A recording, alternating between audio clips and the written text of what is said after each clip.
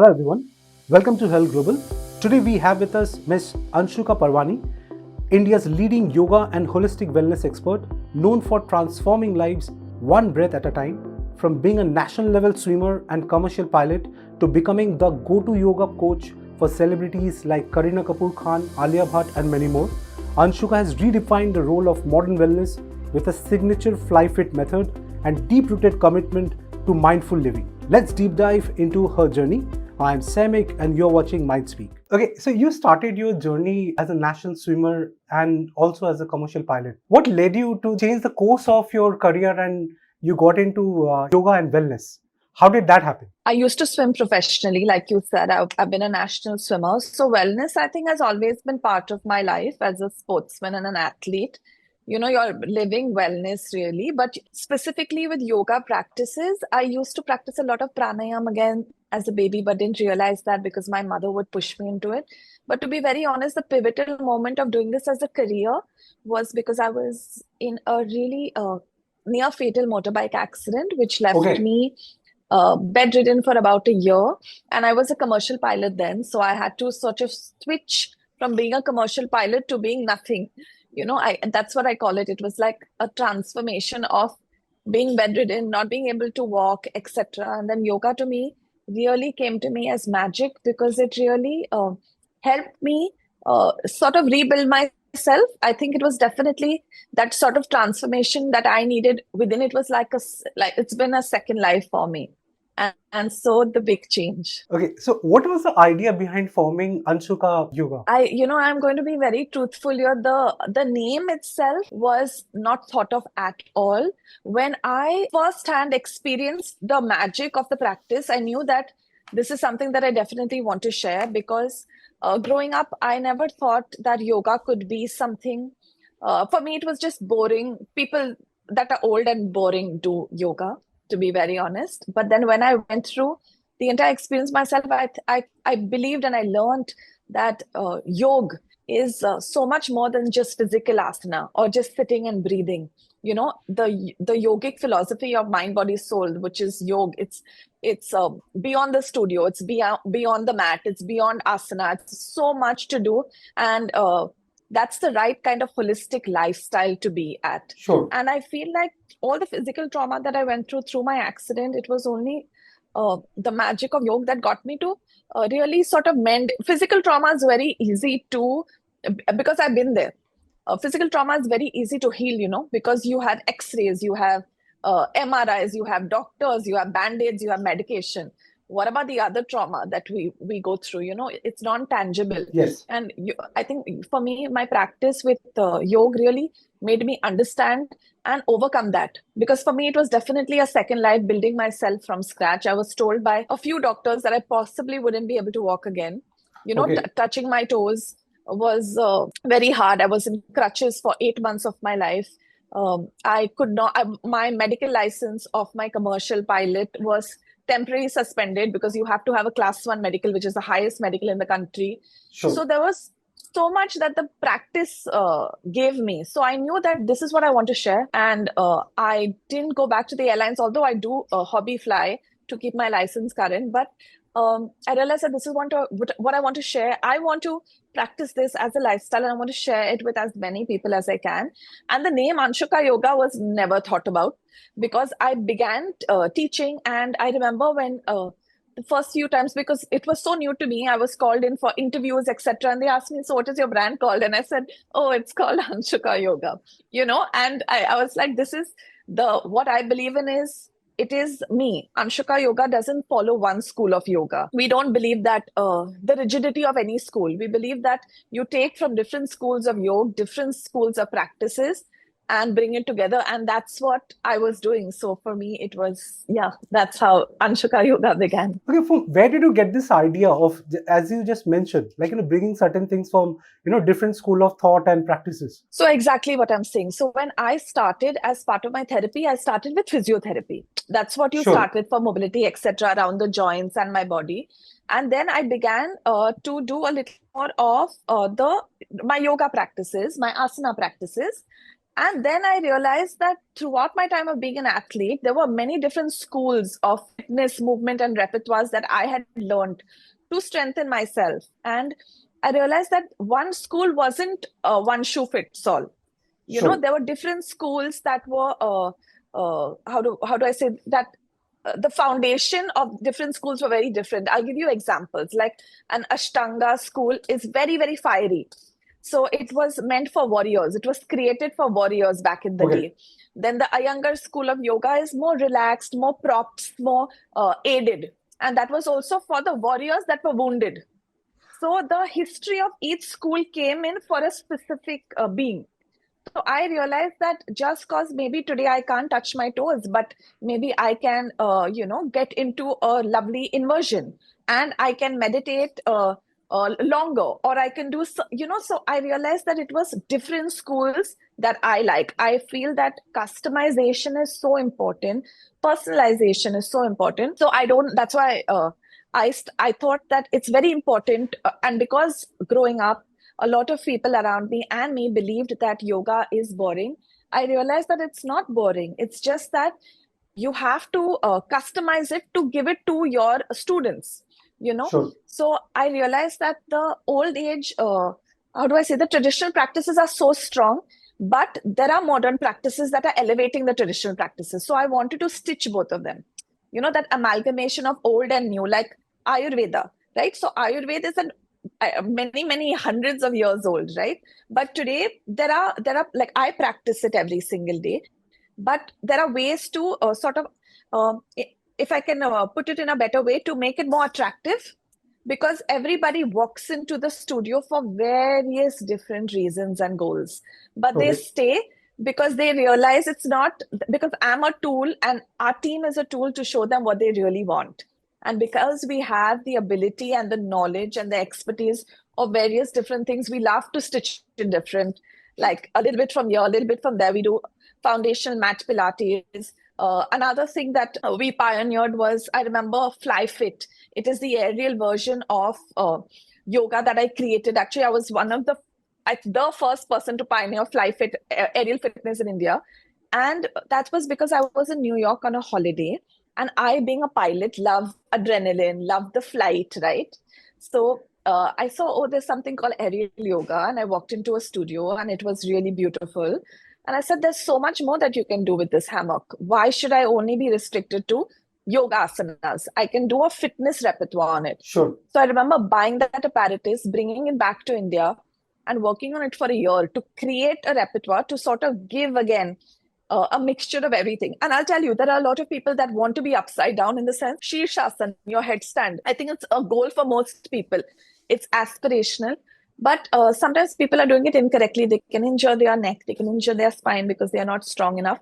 But the hammock assists you to be upside down. So there are different, that's hence, like, I love being the hybrid. And I also think it's important to evolve with time and, give the student what they require, not what the need of the hour, sure, but no two bodies are the same. And I think that's a very important role to play as a teacher. So, do you consider anyone as your mentor in your yoga journey? My mother, because she introduced me to this practice, but I don't have a particular mentor. I feel like I do really, my school motto was life is learning, and truly you learn something from everybody. So Sure. I think I'm constantly, I'm always a student. I keep upgrading myself with the same teachings, because every yogic philosophy that you read, it changes. In this, every time you read it, you will take different things. So it's constant learning, no real mentor. Okay, you mentioned about Fly Fit practice, your signature. Can you please tell us more about it? So it is from a suspended hammock. Sure. And I'm actually going to give you a sneak. If you see, there's a hammock right there, hanging there. Yes. Right there. So it's just suspended fabric, but it's not like your aerial school of dance. It's not just one. It is a U-shaped. It can actually open up. One can lie down in it. So it's very different from the aerial silk. It's an amalgamation of aerial yoga, aerial Pilates, aerial fitness, and lots of different schools that I have learned and created. keeping, you can say, anatomy in mind and making it very challenging, as well Sure. as making it very restorative. So one of the most beautiful poses that we do on the aerial hammock, it actually opens up and you can do a sleeping shavasana and get into a cocoon pose. And your cocoon is very similar to how one is in their mother's womb, which is the most safest anyone has felt. So the hammock can actually make one get into that sort of penetrate into that mindset, you know. So it's very restorative, it's healing, and that's it. Yeah. So it's a mixture of everything. Okay, so you have worked with top actresses like Kareena Kapoor, Deepika Padukone, Alia Bhatt. How do you customize their individual routines? How we customize for everybody. Of course, there is the major difference is the hours, because shoot schedules can get erratic. You know, Sure. shoot schedules are very, very different because of the weather, timing, etc. Right? So, number one, it's always customized towards the role and the character. Number two, it's dependent on the time of the day and what the goals are, what you want to achieve. There is a certain way of breathing. There are certain techniques of breathing, and that's how. And my roles with each one have been so different over the years. With Deepika, with Kareena Kapoor, I started with. I mean, today I also went through a prenatal journey with her, right? Okay. Pre and postnatal, because she had two babies, so that was different. It was customized for that time. With Alia, I remember she was playing.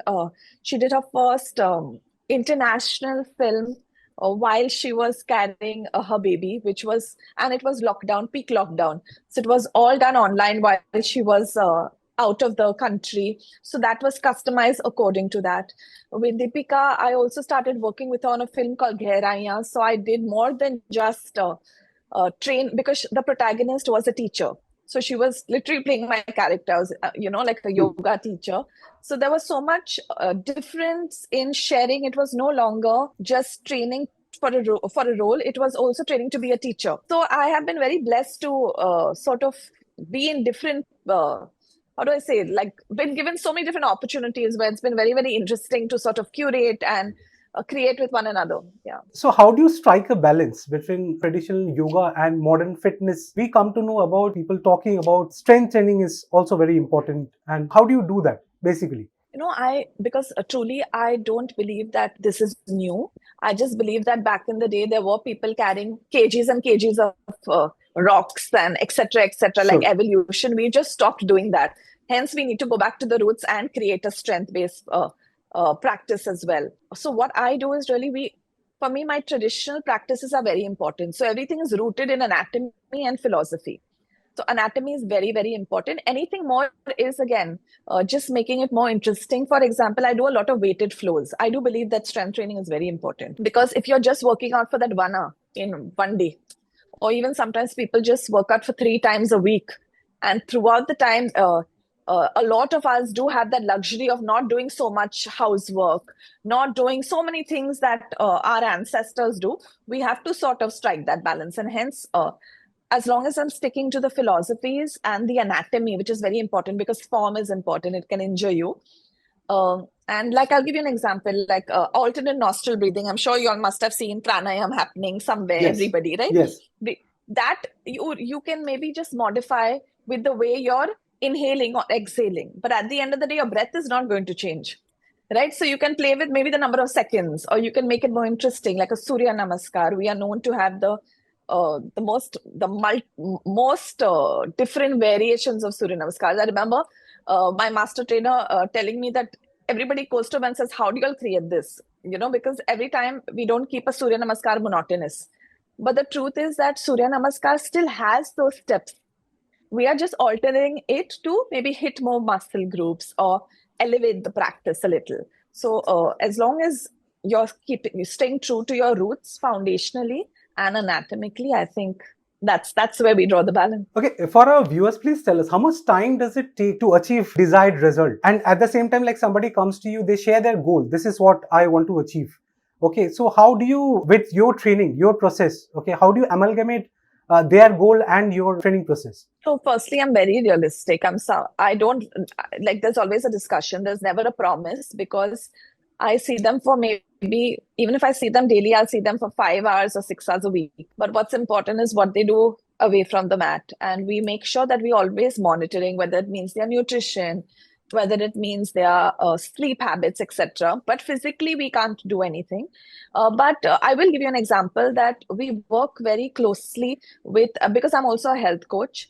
So we work very closely with one's, and like the nutrition plan, for example, there is accountability if there are certain goals. And there are no two bodies that are the same. So it's not possible to say you'll reach the same place that I will reach. But again, that's where the modern sort of, how do I put it, the analytics come into play. Sure. Because right now we can figure out what a BMR, BMI is, how much we weigh, how much we are sleeping. We didn't have those kind of luxuries earlier. So we do sit back, wait, and sort of understand and brainstorm what can be done differently. So I really do believe that it's a process of working together. It is really, you have to collaborate with one another, even if it's a student, because there has to be some accountability. But I will tell you, realistically, it's really about movement, food, and sleep. So if one is doing that and they have a certain goal to achieve, if someone's body is taking 3 months, maybe somebody else's might take 4-5 months, but it's not too far. It's not like one body might take more than 1 or 2 years unless there is some sort of underlying issue. Okay, as a health coach, can you share some tips for our viewers? Some daily tips that they can do on a daily basis. Okay, daily movement for 10 minutes minimum. Sure. Okay, getting sunshine every day. And when I mean like not in the car, like actually waking up and getting the good sunlight, I think that's very underrated, and it's free of cost for everybody. So one must get that. And hydration and sleep. These are 4, and breath work, because everybody has different cortisol levels, stress levels, it's all very relative. But 10 minutes of breath work, pranayam, turns your sympathetic nervous system to operate from your parasympathetic. The difference is your sympathetic is your fight or flight, stress, anger, all like literally fight or flight, you can say. And your parasympathetic is your rest and relax. So understanding that your endocrine system plays a very, very vital role. And your endocrine is what keeps your hormones going. When your hormones are correct, the body is working more optimally. Okay. Yeah. I would say that these are a few things to keep in mind. How would you define wellness in terms of modern living? I'll tell you, wellness is not a performance. I think that is one thing that people have to. Wellness doesn't have to be luxury. Wellness doesn't have to be time consuming. Wellness is those micro moments that you find in a day for yourself. And that's what I really believe in, which means, again, going back to the 10 minutes of movement, 10 minutes of sunshine, 10 minutes of just staying with your breath without being undisturbed. People talk about digital detoxes and lots of other things, but honestly, just being with yourself those micro, I would say, find micro moments of wellness in today's modern lifestyle to make it sustainable. Because wellness has to be sustainable. Wellness is not about going away from a city for 3 days to the mountains. Wellness is about creating it and in your existing ecosystem. Will you please tell us about your future plans? Oh, very exciting. I am working on something, but I'm one of those, again, traditional people, so I don't like to share before it happens, but lots coming. Lastly, any word of advice for someone who is thinking of starting yoga as their journey? Absolutely. Keep an open mind, and just pause and listen to your body. I think we are always caught in chaos and we forget to listen to our body. The body is always talking to you because it is housing you, whether it means if you need to drink water, you need to start eating or stop eating. Sure. There is something going on, it's always talking to you. But for you to listen, you have to pause. And I think yoga is a great tool to get you there. And because we are always chaotic, or most of the time, you are not creating enough space to receive. So I do believe that this practice is very holistic in nature. So it's not like your other practices, your conventional practices. So when you create space, this is a great tool too, and you don't have to walk into a yoga studio. I mean, please come into mine. And also go follow me at Anshuka Yoga on Instagram. But just stop, pause, 10 minutes of breath work. 10 minutes is all you need. Do that for yourself and you will automatically make better decisions. Thank you so much for your time. It was lovely talking to you. So much. It was very insightful. Thank you so much. Thank you. And thank you so thank much. you once again. Thank you so much. Thank you.